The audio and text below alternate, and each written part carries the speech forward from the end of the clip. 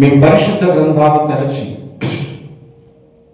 హెబ్రీయులకు వ్రాయబడిన పత్రిక అపోస్తలుడైన పౌలు భక్తుడు హెబ్రీ సంఘాన్ని ఉద్దేశించి వ్రాసినటువంటి ఒక శ్రేష్టమైన పత్రికా పుస్తకం నుండి 10వ అధ్యాయము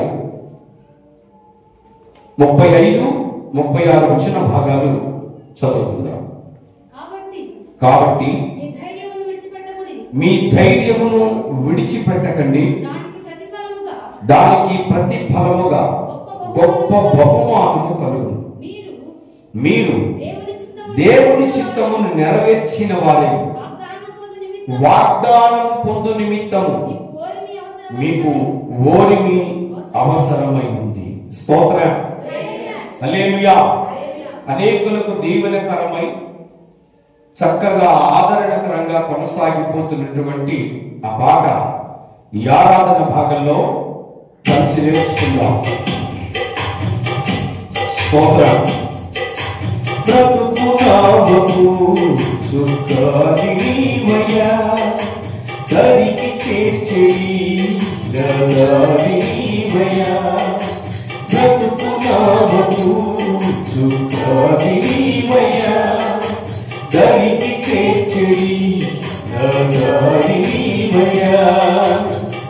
నిన్నే నమ్ముకొని నీకై వేచితిని, నిన్నే నమ్ముకొని నీకై వేచితిని. తోడు నీవయ్యా, నా నీడ నీవయ్యా. తోడు నీవయ్యా, నా నీడ నీవయ్యా. బ్రతుకునావకు చుక్కాని నీవయ్యా, దరికి చేర్చేయి నదాని నీవయ్యా. బ్రతుకునావకు చుక్కాని నీవయ్యా, దరికి చేర్చేయి నదాని నీవయ్యా. అలల వలె శ్రమలెన్నో ఎగసి పడెను నాపై, శోధన సుడిగుండములే ఆవరించెను. అలల వలె శ్రమలెన్నో ఎగసి పడెను నాపై, శోధన సుడిగుండములే ఆవరించెను. విడిపించే నాథుడవు, కృప చూపి రక్షించువాడవు. విడిపించే నాథుడవు, కృప చూపి రక్షించువాడవు. నీపై ఆనుకొని నెమ్మది నొందితిని, నీపై ఆనుకొని నెమ్మది పొందితిని. తోడు నీవయ్యా, నా నీడ నీవయ్యా. తోడు నీవయ్యా, నా నీడ నీవయ్యా. బ్రతుకునావకు చుక్కాని నీవయ్యా, దరికి చేర్చేయి నదాని నీవయ్యా. బ్రతుకునావకు చుక్కాని నీవయ్యా, దరికి చేర్చేయి నదాని. భూమిని కలుపు బాధలకు కలత చెందే హృదయం, అయిన వారి అవమానం కృంగదీసెను. భూమిని కలుపు బాధలకు కలత చెందే హృదయం, అయిన వారి అవమానం కృంగదీసెను. విడిపోయి బాధముగా ఎడలేని నీ ప్రేమ చాలయా. విడిపోయి బాధముగా ఎడలేని నీ ప్రేమ చాలయా. నీకై బ్రతికెదను, నీతో సాగెదను. నీకై బ్రతికెదను, నీతో సాగెదను. తోడు నీవయ్యా, నా నీడ నీవయ్యా. తోడు నీవయ్యా, నా నీడ నీవయ్యా. బ్రతుకునావకు చుక్కాని నీవయ్యా, దారి నీవయ్యా బ్రతుకు నామము సుఖారి నీవయ్యా దరికి చేసేది దారి నీవయ్యా నిన్నే నమ్ముకొని నీకై వేచితిని నిన్నే నమ్ముకొని నీకై వేచితిని తోడు నీవయ్యా నా నీడ నీవయ్యా తోడు నీవయ్యా నా నీడ నీవయ్యా తోడు నీవయ్యా నా నీడ నీవయ్యా తోడు నీవయ్యా నా నీడ నీవయ్యా. హల్లెలూయా. చేతులెత్తి ప్రభు స్తోత్రం చెప్పండి. హల్లెలూయా. మంచిది ప్రియమైన దేవుని ప్రజలారా, దేవుని వాక్యాన్ని కొన్ని నిమిషాలు కలిసి మనం నేర్చుకుందాము. చదవబడినటువంటి మూల వాక్య భాగం విడిచిపెట్టకుడి దానికి ప్రతిఫలముగా గొప్ప బహుమానము కలుగును. స్తోత్రం. హల్లెలూయా. కాగా మీ ధైర్యమును విడిచిపెట్టకుండా ఉండటం మూలంగా దానికి బహుమానముగా గొప్ప ప్రతిఫలాన్ని సిద్ధపరిచినట్లుగా లేఖనము నుండి మనం చూస్తూ ఉన్నాం. స్తోత్రం. హల్లెలూయా. ప్రియమైన దేవుని ప్రజలారా, దానికి ఆ వాగ్దాన ఫలాన్ని పొందడానికి ఉన్నటువంటి మార్గాన్ని కూడా ఉపదేశిస్తూ భక్తుడు చెప్పిన మాట 36వ లేఖనంలో, మీరు దేవుని చిత్తమును నెరవేర్చిన వారై వాగ్దానము పొందు నిమిత్తము మీకు ఓర్పు అవసరముగా ఉంది. స్తోత్రం. హల్లెలూయా. క్రైస్తవ భక్తి జీవితాన్ని నడిపించేది, ఆత్మీయ విశ్వాసాన్ని స్థిరపరిచేది, దేవునికి అనుకూలములకు ఆత్మ సంబంధమైనటువంటి యాజకత్వాన్ని జరిగించగలిగే వారిగా మనల్ని నిలిపేది, అన్నిటికంటే ప్రధానంగా దేవుని వాగ్దానములను స్వతంత్రించుకునేలాగా మనల్ని నడిపించగలిగేది ఏదైనా ఉంది అని అంటే గనుక భక్తితో కూడిన విశ్వాసమును, నిరీక్షణతో కూడిన ధైర్యమును, దేవుని చిత్తమును నెరవేర్చగలిగిన ఆసక్తి ఇక్కడ అవసరమని భక్తుడు చెప్తున్నాడు. స్తోత్రం. హల్లెలూయా.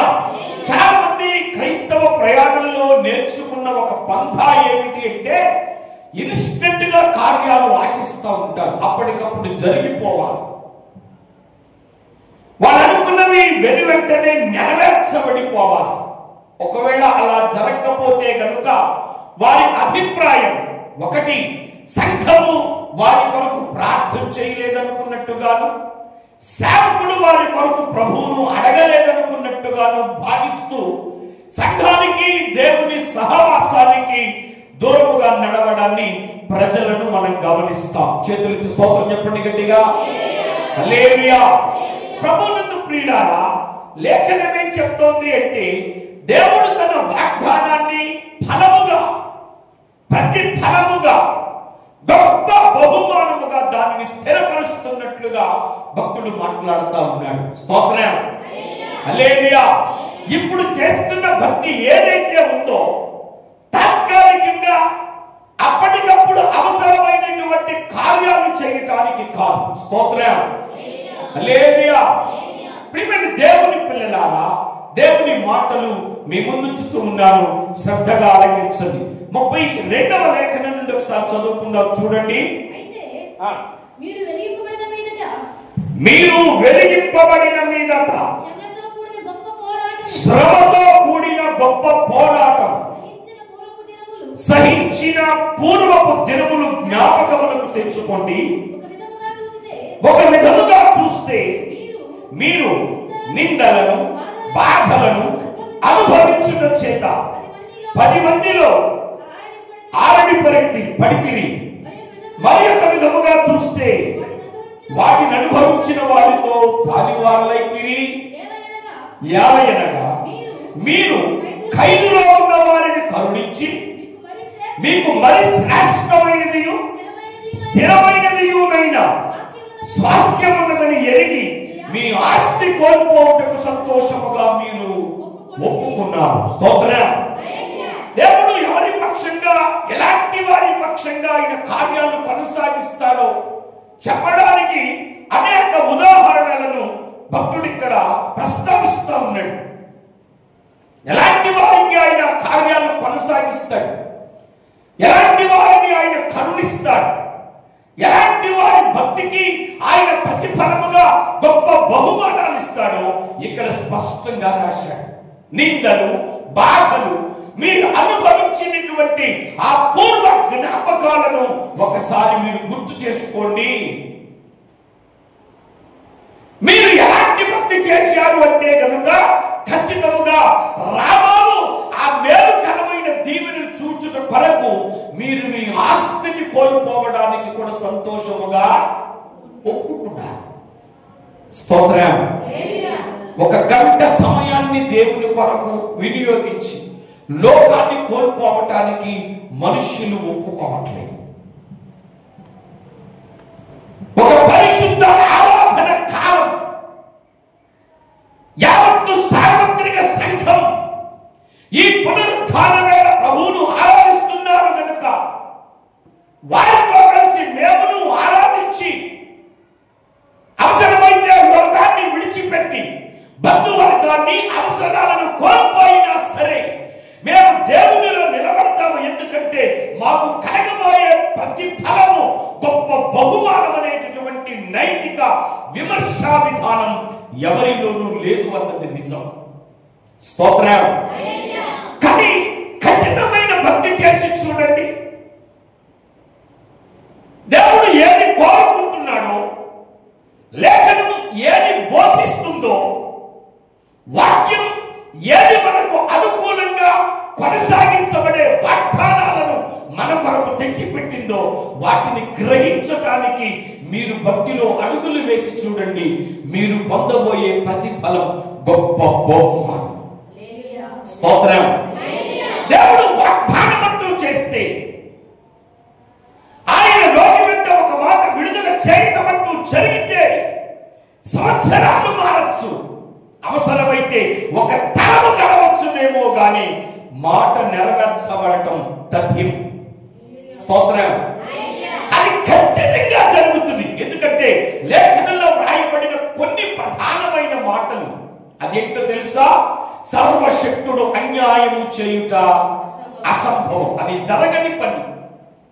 అంత మాత్రమే కాదు, ఆడి తప్పుటకు యెహోవా నరుడు కాడు, వాగ్దానం చేసిన వాడు నమ్మదగిన వాడు అంటుంది వాక్యం. అంటే నువ్వు ఆరాధిస్తున్న దేవుడు ఎలాంటి వాడో నీకు తెలుసా?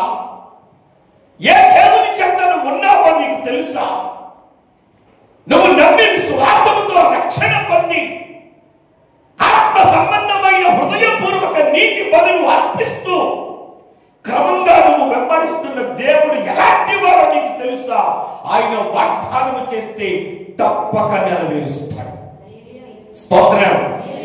మాట తప్పడానికి అవకాశమే లేదు.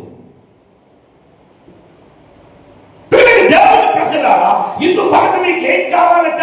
మీరు దేవుని చిత్తమును నెరవేర్చిన వారై ఆ వాగ్దాన ఫలాలు పొందడానికి మీకు కొంచెం ఓర్పు చెప్పండి కావాలి. ఇన్స్టెంట్ గా కోరుకోకండి. ఏమైనా అప్పటికప్పుడు వచ్చినాయి అంటే ఖచ్చితంగా అప్పటికప్పుడు పోతాయి. యోనా కాలంలో కూడా ప్రభువారు ఒక సొర చెట్టును మొలిపించాడు. అది పొద్దున్న లేచింది, సాయంత్రానికి పడిపోయింది. మానవ కోరికలంతే, మానవ ఉద్దేశాలంతే, మానవ తలంపులంతే, నికరం లేనివి, స్థిరము లేనివి, ప్రయోజనము కానివి. కానీ ప్రభు విద్యాలయాలైన శ్రేష్టమైనదిగా ఉంటుంది. అది సంవత్సరాల పాటు మనల్ని వెంబడించేదిగా ఉంటుంది. మన తరువాత మన తరాలకు అది దీవెనకరమైనదిగా ఉంటుంది. స్తోత్రం చెప్పండి. అలాంటి బహుమానాల కొరకు కొన్నింటిని మనం సహించవచ్చు, కొన్నింటిని భరించవచ్చు. లోకస్తులు అడగచ్చు, మీ దేవుడు ఏడి? మీరు ఇన్ని కష్టాలు పడుతుంటే మీరు చూస్తారే? మీరు ఇన్ని కష్టాలు అనుభవిస్తుంటే ఆయన ఎందుకు మౌనంగా ఉన్నాడు? ఈ సమయంలో మీకు ఎందుకు సహాయం చేయడం? ఇలాంటి పదాలు ఎన్నో ఉంటాయి. ఒకరి చేత మనము కలవరపడిపోకూడదు. స్తోత్రం. ఒక 3 గంటల కంటిన్యూషన్ గా మనకు వర్షం వాకిట్లో పడిందనుకో, మనం కొంచెం కలవరపడతాం. ఎందుకు?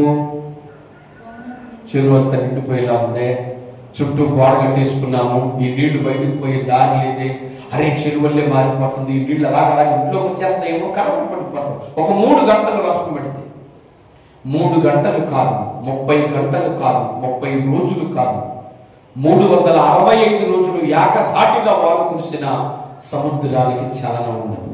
స్తోత్రం. కంగారు పడిందా? కలవరపడిందా? దాని పని చేస్తుంది. భక్తి కూడా అంతే. అనేక రకాల సమస్యలు, ఇరుకులు, ఇబ్బందులు, వరదల ఏరుకై నీ మీద పారుతున్నా నువ్వేమీ కలవరపడకుండా, తొట్టిల్లకుండా నిలకడగలిగిన భక్తి దేవుని ముందు నువ్వు చేయటానికి సిద్ధపడితే నువ్వు పొందబోయే ప్రతిఫలము గొప్ప బహుమానమై ఉంది. అలాగని అది నువ్వు చచ్చిపోయే పచ్చదనుకోకు. ఖచ్చితంగా నీ తరములో ప్రభువు దాన్ని నీకు చూపించబోతా ఉన్నాడు. స్తోత్రం. అలా పొందిన ఒక గొప్ప భక్తుడు లేఖనంలో ప్రస్తావించబడ్డాడు. ఆయన పేరు కాలేబు గారు. ఎంత గొప్ప విశ్వాసం! ఐగుప్తు నుండి బయలుదేరిన వారిలో ఉన్నాడు, అరణ్యంలో ప్రయాణించిన వారిలో ఉన్నాడు, ఎర్ర సముద్రము యోర్దాను దాటిన వారిలో ఉన్నాడు, ఎరుకోను కూల్చిన వారిలో ఉన్నాడు, ఏమండి హాయిని జయించిన వారిలో ఉన్నాడు, శత్రువులను ఓడించిన వారిలో ఉన్నాడు, కనానును స్వతంత్రించుకున్న వారిలో కూడా ఉన్నాడు. చేతులెత్తి స్తోత్రం చెప్పండి. ఏది వాగ్దానముగా ఇవ్వబడిందో ఆ వాగ్దాన భూమి కొరకు దేవుడు చేసిన అద్భుతాల ద్వారా ప్రకటించబడిన విడుదల సమయంలో కాలేబు ఉన్నాడు. ప్రజలతో నడిచినటువంటి అన్య ప్రయాణంలో, సినాయి అనుభవాలలో, ధర్మశాస్త్రాన్ని రుచి చూడటంలో అన్నింటా కాలేబు ఉన్నాడు. కాలేబుకి మారా మధురంగా మారటం తెలుసు. కాలేబుకి మన్నా కొరవటం తెలుసు.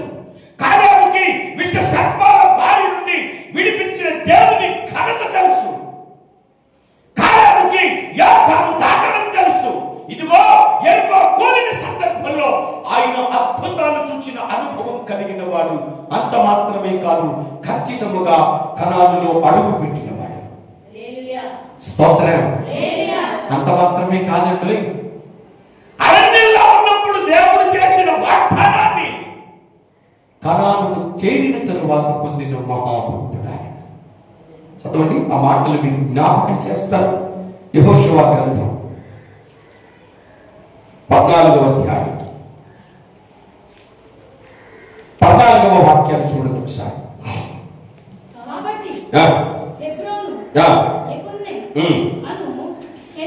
కాబట్టి హెబ్రోను యెఫున్నె అను కెనీజీయుని కుమారుడైన కాలేబునకు నేటి వరకు స్వాస్థ్యంగా ఉంది. స్తోత్రం. ఇది ఎవరిచ్చారు ఈ మాట? దేవుడు వాగ్దానం చేశాడు మోషే ద్వారా, నువ్వు అడుగుపెట్టు స్థలాన్ని నేను నీకు ఇచ్చేస్తా. మీరు ఆ చరిత్రంతా సంఖ్యాకాండ గ్రంథంలో ఉంటుంది, తర్వాత చదువుకోండి. దేవుడు వాగ్దానం చేశాడు, ఇదిగో నీకు నేను ఆ ప్రాంతాన్ని ఇస్తాను, నువ్వు అక్కడ అడుగు పెడతావు, నువ్వు దాన్ని స్వతంత్రించుకుంటావు, నువ్వు దాన్ని చూస్తావు. స్తోత్రం. ఆ మాట కూడా చదవండి. సంఖ్యాకాండ గ్రంథంలో 14వ అధ్యాయము 24వ లేఖన భాగం నుండి. సంఖ్యాకాండ గ్రంథంలో 14వ అధ్యాయం 24వ వాక్యం. నా సేవకుడైన కాలేబు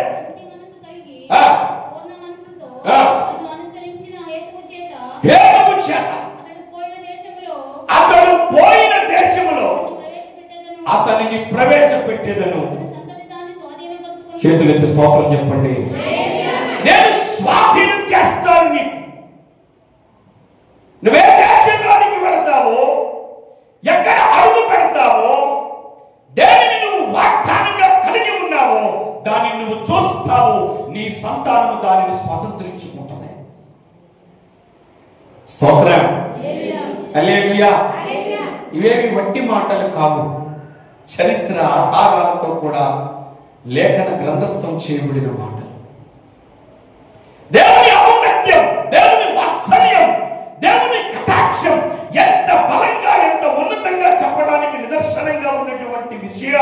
కూడా. స్తోత్రం. చెప్పచ్చు రెండు చేతులు ఎత్తి. హల్లెలూయా. ఇలా గమనించండి, నువ్వే ఆశీర్వాదానికి వెళతావో అది నువ్వు స్వాధీనం చేసుకుంటావు. దేవుడు చెప్పాడు కదా. దేవుడు చెప్పినప్పుడు కాలేబు వయసు ఎంతో తెలుసా మీకు? 40 సంవత్సరాలంట. ఎన్నేళ్ళు? గట్టిగా 40 సంవత్సరాలు. ఇప్పుడు వాగ్దానాన్ని పొందినప్పుడు అతని వయసును చూద్దాం రండి. యెహోషువ గ్రంథంలో 14వ అధ్యాయం.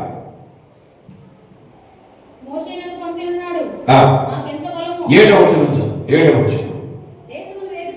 దేశమును వేగు చూచుటకు యెహోవా సేవకుడైన మోషే కాదేషు బర్నేయలో నుండి నన్ను పంపినప్పుడు నేను 40 ఏండ్ల వాడను.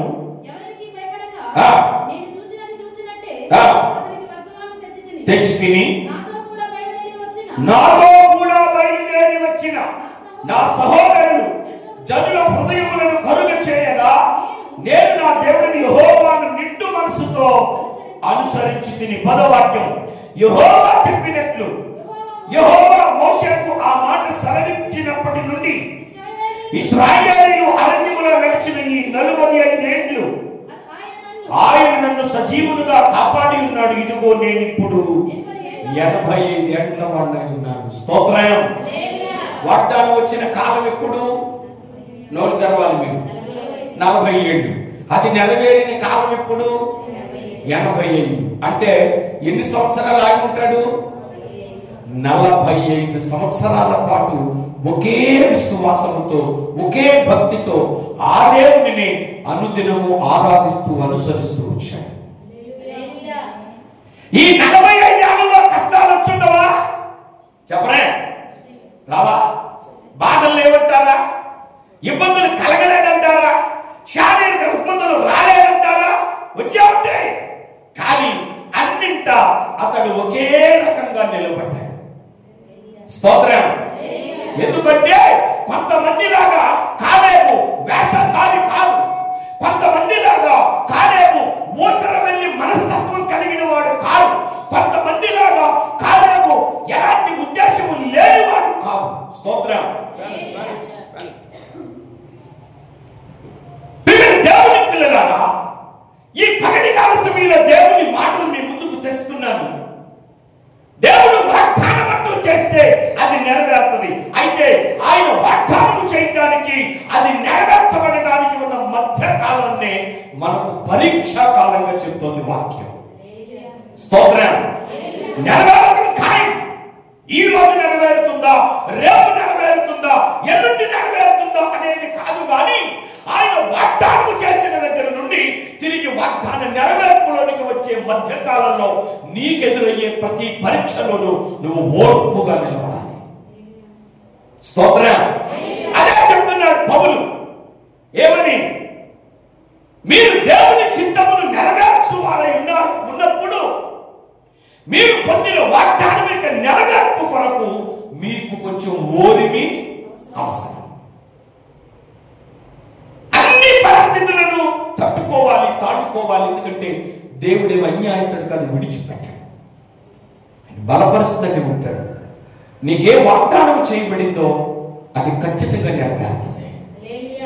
స్తోత్రం. హల్లెలూయా. ఖచ్చితంగా నెరవేరుతుంది. కాలం జీవితమే అందుకు నిదర్శనంగా మన ముందుకు వచ్చింది. అద్భుతంగా ఏ భాగాన్ని కోరుకున్నాడో, ఏ ప్రాంతాన్ని ఇష్టపడ్డాడో, ఏ ప్రాంతాన్ని ఆయన ఆశించాడో ఆ స్థలాన్ని దేవుడు అతనికి స్వాస్థ్యంగా ఇచ్చేశాడు. ఆ ప్రాంతం ఏంటో తెలుసా? హెబ్రోను. స్తోత్రం. హెబ్రోను అంటే స్నేహము లేదా సమకూర్పు అని అర్థం. హెబ్రోను ప్రాంతం సామాన్యమైనది కాదు. వారి పితరులైనటువంటి అబ్రహాము, ఇస్సాకులు నివసించిన ప్రాంతం. అంత మాత్రమే కాదు, దేవాది దేవుడే, మహిమా స్వరూపుడే, సామాన్యుడైన మానవుని ఇంట ప్రవేశం చేసి అబ్రహామును కలుసుకున్న ప్రాంతం. స్తోత్రం. అబ్రహాము బలిపీఠము కట్టిన ప్రాంతం. దేవుని అయితే హెబ్రోను అనేది దేవుడు మన కొరకు దాచిన ఆశీర్వాదానికి పోలిక. హెబ్రోను అనేది ప్రభువు మనకు చేసిన వాగ్దానానికి సూచన. హెబ్రోను అనేది నిత్య జీవానికి సూచన. ఖచ్చితంగా దేవుడు నీకు అవి ఇవ్వకపోడు. భూమి మీదను ఆశీర్వాదకరంగా ఉంచుతాడు, పరలోకమందును ఆశీర్వాదకరంగా ఉంచుతాడు. అయితే ఈ మధ్య కాలంలో ఆ వాగ్దానము ఆరంభమై నెరవేర్చబడే మధ్య కాలంలో నీకెదురయ్యే ప్రతి పరీక్షలోనూ నువ్వు స్థిరంగా ఉన్నావా? ఎందుకు దేవుడి కార్యాలు చేయడం తెలుసా? ఎందుకు అద్భుతాలు ఆలస్యం అవుతున్నాయి తెలుసా? ఎందుకు దేవుని యొక్క మేలును మనం పొందుకోలేని ఆ అనుభవాలలో మిగిలిపోతున్నామంటే మనము ఆ పరీక్షలకు నిలబడలేక దేవుని సమయాన్ని విడిచిపెడతాం, దేవుని ఆరాధన విడిచిపెడతాం. ఏమండి, దేవుని సన్నిధిలో మనము ఆరాధించాల్సిన క్రమాన్ని విడిచిపెడతాం, దేవునికి చెల్లించవలసిన వాటిని విడిచిపెడతాం. లోకస్తులకు ఇచ్చే వాటి విషయంలో ఆ ఇచ్చే విలువలో సగమైన దేవునికి చెల్లించాలన్న నైతిక బాధ్యత లేని వారముగా మనము ఉండడాన్ని బట్టి దేవుడు సగటున మన పక్షంగా అద్భుతాలకు సిద్ధపడలేకపోతా ఉన్నాడు. స్తోత్రం. దేవుని పిల్లలారా, మీకు వాక్యాన్ని ప్రకటిస్తూ ఉన్నాను. ఈ మధ్యాహ్న కాలంలో మీరు పొందిన వాగ్దానం యొక్క నెరవేర్పు కొరకు మీకు కొంచెం ఓర్పు కొంచెం ఉన్న మాట కాలేబు జీవితంలో 45 ఏళ్ళు చూపిస్తోంది. స్తోత్రం. అన్నిటికీ వార్చుకున్నాడు, అన్నిటినీ తాడుకున్నాడు. ఆయన ఇచ్చిన మరో మంచి సాక్ష్యం ఏంటో తెలుసా? చదవండి 11వ వాక్యం నుంచి, యెహోషువ గ్రంథం 14వ అధ్యాయం 11వ వాక్యం.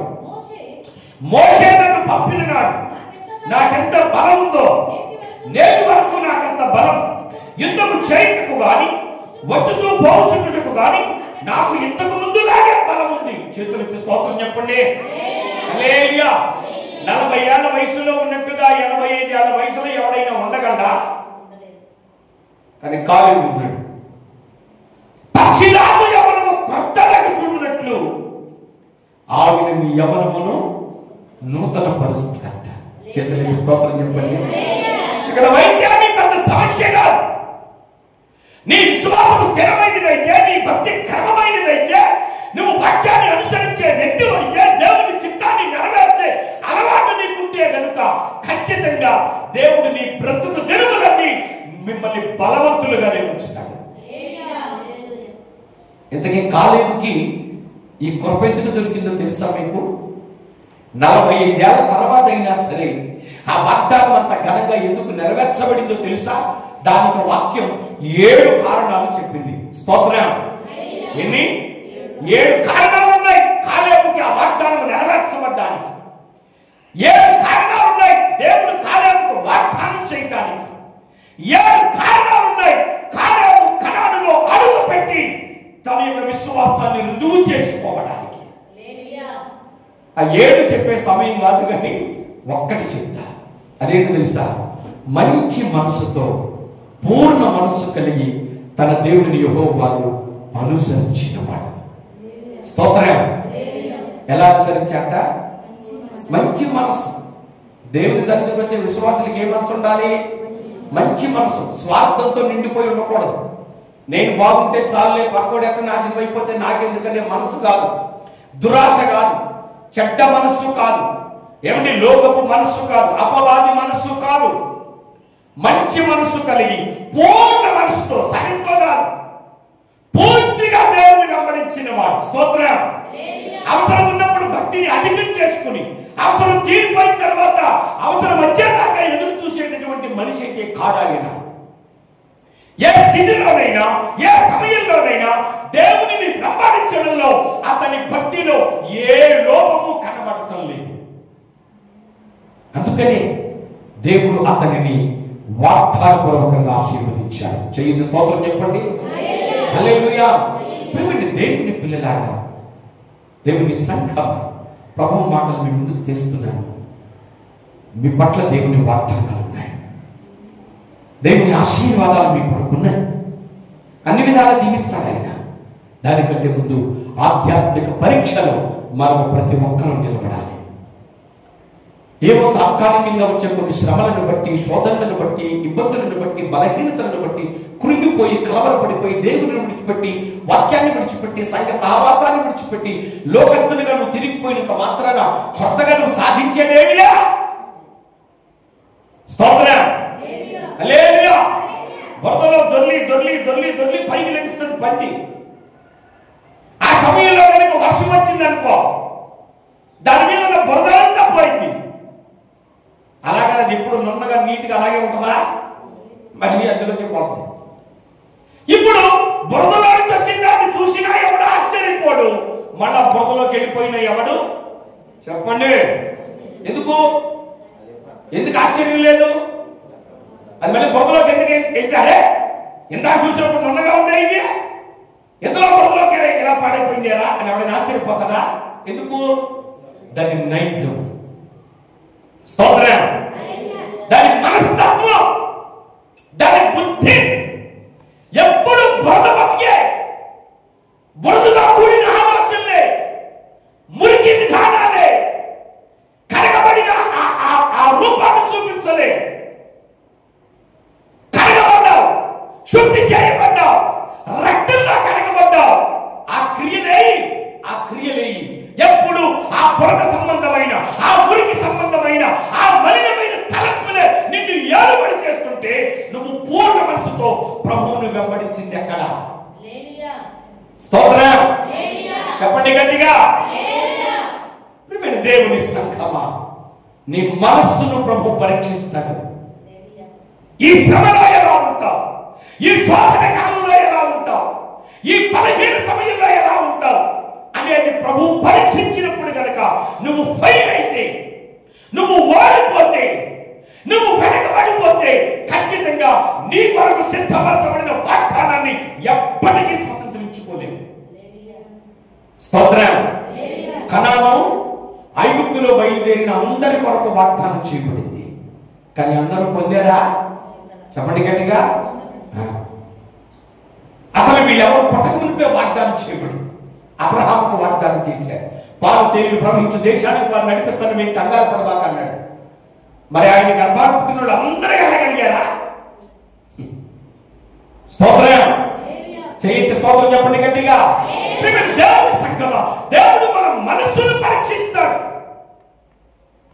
ఎక్కడ నిలబడ్డావో, ఎక్కడ బలహీనపడ్డావో, ఏ సమయంలో వేషధారులుగా ఉన్నావో, ఏ సమయంలో స్వార్థంతో ఉన్నావో, ఏ సమయంలో ఎలా ఉన్నామో చూస్తాడు. అలా కాదు, కార్యాలులాగా నిన్న నేడు రేపు దేవుని కార్యాలు జరిగేంత వరకు, వాగ్దానం నెరవేర్పు వరకు, ఈ కట్టె మట్టి పాలై ఆత్మ దేవుని సన్నిధికి వెళ్ళే వరకు ఒకే రకమైన భక్తి నువ్వు చేయగలిగితే ప్రతి వాగ్దానం నీ కొరకే, అది నీ కొరకు ఇవ్వబడిన గొప్ప బహుమానము. స్తోత్రం. కనుక వెనకడుగు వేయద్దు, బలహీనపడద్దు, ఆత్మను వంచన చేసుకోవద్దు, విశ్వాసాన్ని స్థిరపరచుకోండి, ప్రతి పరీక్షలో నిలబడండి. ప్రభువే మిమ్మల్ని నిలబెడతాడు, ప్రభువే మిమ్మల్ని గెలిపిస్తాడు. మీకు నిలబడాలన్న ఆలోచన ఉంటే సార్. యుద్ధరంగానికి వెళ్ళింది దావీదే, వడిసెల విసిరింది దావీదే, రాయితో కొట్టింది దావీదే అన్నట్టుగా కనబడింది. కానీ గొలియాతును గెలవడానికి గల కారణం దేవుడు. స్తోత్రం. హల్లెలూయా. సింహాన్ని చీల్చింది దావీదే, ఎలుగుబంటిని చంపింది దావీదే, కానీ ఆ రెండింటిని చంపగలిగే శక్తినిచ్చింది దేవుడే. సో మనం పరీక్షలో ఉన్నప్పుడు ఆయన మన పక్షంగా నిలబడి కాస్త ధైర్యపరుస్తాడు. నువ్వేం కంగారు పడద్దు, ఉండు, కాస్త ఓర్చుకో, దేవుడు మీరు చేస్తాడు. ఎప్పుడైనా నిండు గర్భిణి ప్రసవంలో ఉన్నప్పుడు మీరు చూడండి, తన దగ్గర ఉన్న స్త్రీలు లేకపోతే పురుడు పోసే మంత్రసాని నోటి మాటలు ఎలా ఉంటాయంటే, కాస్త ఓర్చుకోమా, కాస్త ఓర్చుకుంటే ఒక చక్కని బిడ్డను వెతుకోబోతున్నావు, ఒక అందమైన రూపాలను చూడబోతున్నావు, ఇన్నాళ్ళ నీ కళ ఫలించబోతుంది. కాస్త ఓర్చుకోమా, కాస్త ఓర్చుకోమని ధైర్యపరుస్తాను. ఆ ధైర్యం ఆ తల్లి హృదయంలో నిండి తనకు మంచి బిడ్డను చూడబోతున్నానన్న ఆనందంతో సమస్త బాధను ఓర్చుకొని నిలకడగా ఆ బిడ్డను వెలుపలికి పంపుతోంది. చేయండి స్తోత్రం చెప్పండి. మనల్ని కూడా బలపరచడానికి, దేవుడు మనల్ని బలపరచడానికి ఈ కాలేబు లాంటి భక్తుడు, అబ్రహాము లాంటి భక్తుడు, విశ్వాస వీరుల ఆ సాక్ష్యాలు మన కొరకు పంపుతున్నాడు. ధైర్యం తెచ్చుకోండి, కలవరపడద్దు, అధైర్యపడద్దు, వెనకపడిపోవద్దు, బలహీనపడద్దు. నువ్వు నమ్మిన దేవుడిని నమ్మదగిన వాడు ఖచ్చితంగా నీ వాగ్దానాన్ని నెరవేర్చి నీకంటూ ఒక గొప్ప బహుమానాన్ని సిద్ధపరిచి నిన్ను ఆశీర్వదించి అనేకులకు దీవెనకరమైన సాధనంగా ఉంచుతాడు. స్తోత్రం. ఆయన మాటలు ఎప్పటికీ తప్పిపోవు. కలేబు జీవితంలో అనేకమైనటువంటి ఆశీర్వాదకరమైన సాక్ష్యాలు ఉన్నాయి. దేవుని చిత్తమైతే మరింత తనను నేర్చుకుందాం. ప్రభు ఈ మాటలు దీవించును గాక. తనలోంచి కళ్ళు మూసుకోండి, ప్రార్థన చేసుకుందాం. సర్వశక్తి కలిగిన మా ప్రియ పరలోకపు తండ్రి యేసుక్రీస్తు నామమున వందనాలు. విత్తబడిన మాటలు ఫలింపచేయండి, కూడి ఉన్న ప్రజలను దీవించండి. ఈనాటి ఆరాధన ఇంత ఆశీర్వాదకరంగా కొనసాగించినందుకు మీ నామాన్ని స్తుతిస్తున్నాను. కృపా కటాక్షాన్ని దీవించి వర్ధిల్లండి. యేసు ఘననామాన్ని బట్టి ప్రార్థిస్తున్నాము తండ్రి, ఆమేన్. చెప్పండి గట్టిగా, హల్లెలూయా, హల్లెలూయా.